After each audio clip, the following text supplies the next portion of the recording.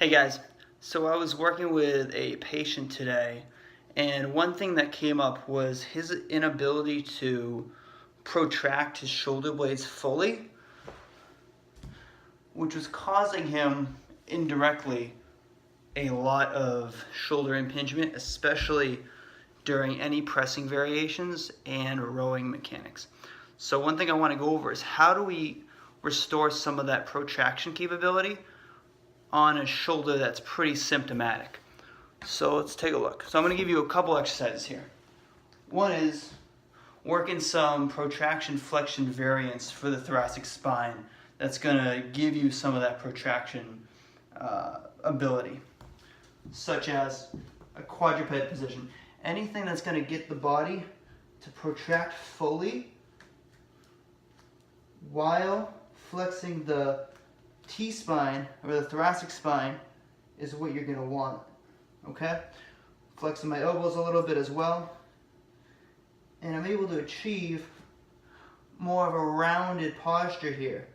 Now, my patient that I was just with was really unable to protract fully, and that's because his paraspinals that are running right along the upper back and his lower trap, along with some of his rhomboids, were really kind of tight, because that's how the brain was wired.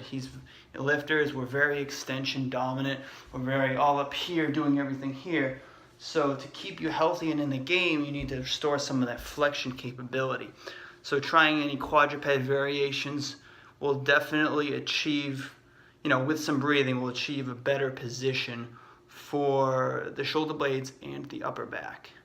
And then secondly are any type of row variation.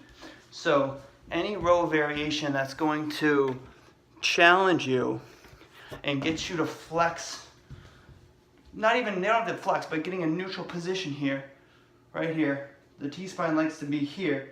It doesn't want to be way up here all the time. Getting you here and getting those shoulder blades to pull fully in this plane. Now the shoulder blades here are moving on a neutral spine. If you're trying to extend too much, you're going to be retracting on an extended spine, and if you think about it, the rib cage is curved. It's concave, or it's convex. The scap is concave, so the scap wants to roll around that rib cage. If you're too extended, it's not going to roll as well, which is why he's got shoulder pain all through the front, because his shoulders can't actually get forward. So he's got a lot of that symptoms, especially coming here, because he's so jacked up here. So if you see it, he can't actually get here, so he's got a lot of tension coming in the front of the shoulder. Now you can also have it in this position here, if you're rowing too low and you're grinding in the front of the shoulder. But for him, because he's so tight back here, he can't actually protract, so then he becomes symptomatic here, which affects his pressing as well. So for him, I'd work a lot of flexion variations, more with the T-spine, and then trying to get him to open up and do some breathing with protraction. And then, through rows, not heavy loaded rows, because he's going to start to feel that pain, especially in the front of the shoulder, but trying to promote some more flexion and protraction on the scapulothoracic joint. All right, have a happy Thanksgiving, guys. That's all I got for you tonight.